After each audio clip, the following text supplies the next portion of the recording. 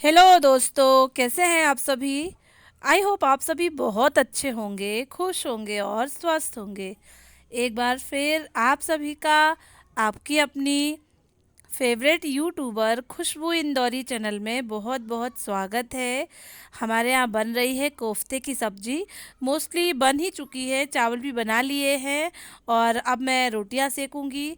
आज मैं आराम आराम से काम कर रही हूँ क्योंकि आज मेरी जो है हॉलीडे है। आज मेरे हस्बैंड को ही ऑफिस जाना है, तो उनके लिए पहले बना देते हैं, उसके बाद अपना देखेंगे क्या करना है, कैसे करना है। कहते हैं पहली रोटी कभी भी अपने हस्बैंड को या बच्चे को नहीं दी जाती है, पहली रोटी गाय को निकाली जाती है। तो मैं क्या करती हूँ कि मैं गाय को तो नहीं निकालती हूँ क्योंकि यहाँ कोई गाय नहीं दिखती हैं। और ऐसा भी नहीं कि रोटियाँ इकट्ठी करके रखते जाएं फिर देने जाएं, ऐसा कुछ भी नहीं है, टाइम ही नहीं है। तो हम ऐसा नियम कर देते हैं, दो छोटी छोटी सी लोइयाँ तवे पे रख देती हैं और उसके बाद जब वो सिक जाती हैं उन्हें हटा देते हैं, चिड़ियों को डाल देते हैं। उसके बाद फिर मैं रोटियाँ सेकती हूँ अपने हस्बैंड के लिए, अपने लिए, सबके लिए। यहाँ पर आप देख रहे होंगे कि हर्ष आए हैं, विनीता भाभी के बेटे हैं, एनसीसी के कैडेट हैं। आज उनकी ड्यूटी लगी हुई है, तो वो हम सबका आशीर्वाद लेने आए हैं, मेरा अंकल का, और शुभकामनाएं लेने आए हैं। तो मैं भी उसको खूब भर भर के शुभकामनाएं दे रही हूँ और एनसीसी के बारे में पूछ रही हूँ, बता रही हूँ कि स्काउट एवं गाइड का तो मैंने भी किया है, पर एनसीसी कैसे क्या होता है, मुझे भी लक्ष्य के लिए आगे कुछ सोचना है, तो आप मुझे बताइए। तो वो बता रहा है कि आंटी ऐसे करना रहता है, ऐसे होता है। अब हर्ष जो है चले गए हैं, मेरा खाना भी लगभग तैयार हो गया है। मैं टिफ़िन पैक कर देती हूँ अपने हस्बैंड का। सबसे पहले मैं एक टिफ़िन में चावल भर रही हूँ, उसके बाद फिर दो टिफ़िन भर के सब्जी जाएगी क्योंकि एक से रोटी खाएंगे और दूसरे से वो चावल खाएंगे, तो दो टिफ़िन भर के सब्जी दे दूँगी मैं। और अलग से एक टिफ़िन जाएगा, उसमें मैं रोटियाँ रखूँगी। यहाँ पर आप देख रहे होंगे कि कोफ्ते की सब्ज़ी जो है एकदम बन के तैयार हो गई है। मैं मॉर्निंग में जल्दी उठ के मैंने सारा कुछ किया था। लौकी जो है कद्दूकस करके रख दी थी, फिर कोफ्ते बनाए, फिर उसके बाद सारा कुछ किया क्योंकि मसालेदार जो सब्जियां होती हैं उनमें थोड़ा टाइम ज़्यादा लगता है। मैंने दो टिफ़िन भर दिए हैं, धनिया से गार्निशिंग कर दी है और इसको मैं टिफ़िन में पैक कर देती हूँ, इसका जो केस है उसमें। और अलग से एक टिफ़िन में मैं रोटी रख दूंगी और ये मैं एक स्माइली रख रही हूँ जिससे उनके चेहरे पर स्माइल आ जाए खाना खाते समय, टिफ़िन खोलते समय। मैं अक्सर ऐसा करती हूँ जब मैं अच्छे मूड में होती हूँ, खुश मूड में होती हूँ, तो मैं एक स्माइली बना के उसमें कुछ कुछ लिख के रख देती हूँ। तो जब भी वो ऐसा टिफ़िन खोलते हैं तो मुस्कुराते होंगे और मुझे याद करते होंगे और खुश मन से खाना खाते होंगे, ऐसा मेरा मानना है।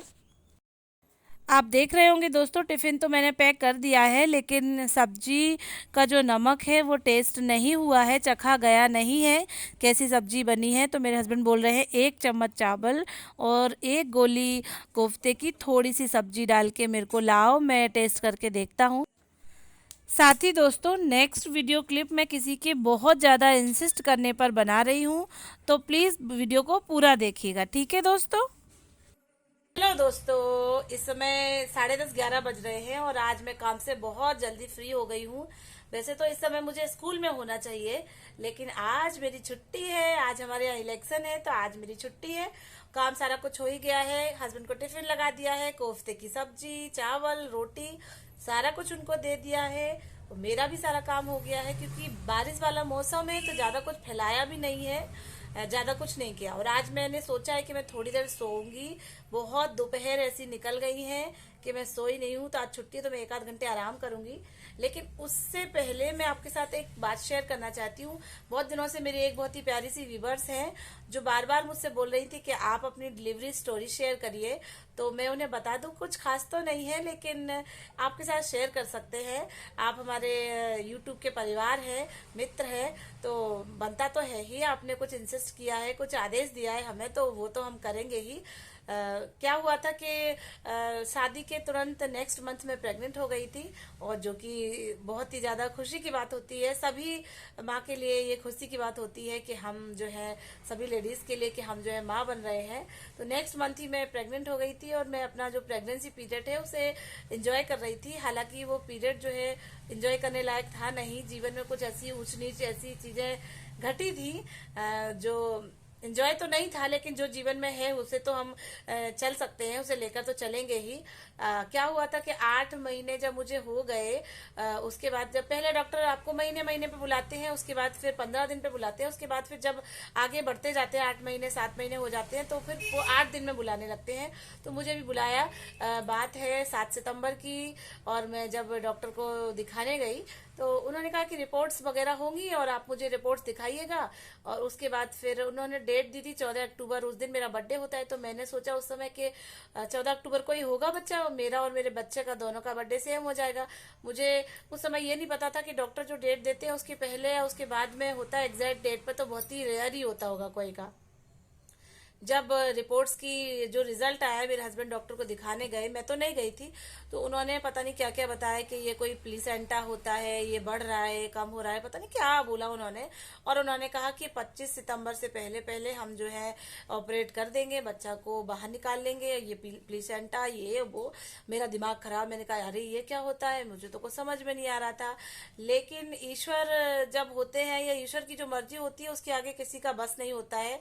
13 सितंबर की बात है दोस्तों। 13 सितंबर को मैं प्रेस कर रही थी बहुत सारे कपड़ों में, करे ही जा रही, इतने सारे कपड़े गड्डी बना के मैंने प्रेस करे हैं ससुराल में। और फिर उसके बाद मुझे बार बार जो है वॉशरूम जाना पड़ रहा था। मैं मेरी सासू को बता भी रही थी, लेकिन वो बोले हो सकता है ऐसा होता होगा। उसके बाद फिर 7 बजे से मुझे पेन स्टार्ट हुआ, और मुझे ये नहीं पता था कि ये लेबर पेन होता है। अब पेन स्टार्ट हो गया, रात को 12 बज गए। मेरी मम्मी को पता ही नहीं कि ये लेबर पेन है, मुझे भी नहीं पता। फिर इधर उधर फोन लगाए, फिर पता चला कि डॉक्टर को लेके जाओ, इनको ये लेबर पेन हो रहा है। वहां जाके पता चला, डॉक्टर ने कहा कि ये जो है आपको जब स्टार्ट हुआ था आपको तभी आना चाहिए था, मैं आपको कोई दवा दे देती तो वो ठीक हो जाता, आपकी डेट तो अभी दूर है। तो अब क्या कर सकते थे, क्योंकि उस पेन के होने से यूट्रस का जो मुंह है वो खुल चुका था। अब तो बेबी आएगा ही, लेकिन बेबी को आने में पूरे 12 घंटे लगे। रात को 12 बजे से लेके नेक्स्ट डे 12 बजे तक मैं लेबर पेन सहती रही। और मैंने मेरी डॉक्टर से बोल दिया था, मेरी जो मैडम थी, कि मैं सीजर नहीं कराऊंगी। तो वो भी वहां से फोन पे बोल रही है कि जो पेशेंट है वो सीजर का मना कर रही है, तो हम सीजर नहीं करेंगे, फर्स्ट बेबी है, ऐसा वैसा। नेक्स्ट डे जब वो 12 बजे आई, उन्होंने भी मुझे देखा, उनसे भी नहीं हुआ। बाकी की जो मैम्स थी वो भी देखती रही, लेकिन नॉर्मल डिलीवरी नहीं होनी थी, तो उनसे हो ही नहीं रही थी। उनका चलो अब आपको ऑपरेशन थिएटर में लेके चलते हैं। डर भी लग रहा था, डर तो लगेगा ही, स्वाभाविक है। वहां जाके पहुंचे, सारी फॉर्मेलिटीज की गई, और मेरा बेबी जो है वो नॉर्मली हो गया। वहां पे डॉक्टर जो थे और मैम जो थी, उन्होंने इंस्ट्रूमेंट उठाए होंगे, और लेकिन उसके पहले ही जो है लक्ष्य इस दुनिया में आ गए। और जल्दबाजी में जो भी हुआ हो, मुझे तो खैर नहीं पता है, मुझे कैसे पता हो सकता है। तो उनका एक इंस्ट्रूमेंट लक्ष्य को पीछे सिर में लग गया था, और इतना बड़ा फूल गया था। 1 महीने तक लक्ष्य जो है सीधे नहीं लेट पाए थे, ऐसा और ऐसा करके लेटते थे। लेकिन फिर बाद में ओवरऑल अच्छा हो गया था, सही हो गया था। डॉक्टर ने तो बोला था कि प्लास्टिक सर्जरी होगी, कि ये होगा कि वो होगा, पर हुआ कुछ भी नहीं। सोचते थे कि दिमाग से कुछ दिक्कत ना हो, कुछ परेशानी ना हो, ऐसा कुछ भी नहीं हुआ। वो तो बहुत ही ज्यादा होशियार है, पढ़ने में भी और कामों में भी और शैतानी में भी। तो हुआ तो कुछ नहीं, लेकिन बस 1 महीने तक उसको सीधे लेटने में थोड़ी दिक्कत हुई थी। तो इस तरीके से मेरी ये डिलीवरी थी। 13 सितंबर को जब मैं पहुंची, तो 14 सितंबर को लक्ष्य जो है मेरी गोद में आ गए थे, मेरे जीवन में आ गए थे। ईश्वर ने मुझे माँ बनने के बहुत ही अच्छे उपहार से नवाजा था। तो इस तरीके से मेरा ये डिलीवरी का स्टोरी, छोटी सी स्टोरी थी, जो कि उन्हें, मेरी जो बहुत ही प्यारी सी व्यूवर्स है, उन्हें अच्छी लगी हो, वो समझ गई होंगी। और मैं अपनी वाणी को यही विराम देती हूँ, आप सभी से विदा लेती हूँ। आई होप आपको अच्छा लगा हो। अच्छा लगे तो प्लीज लाइक शेयर और subscribe. Thank you, bye bye.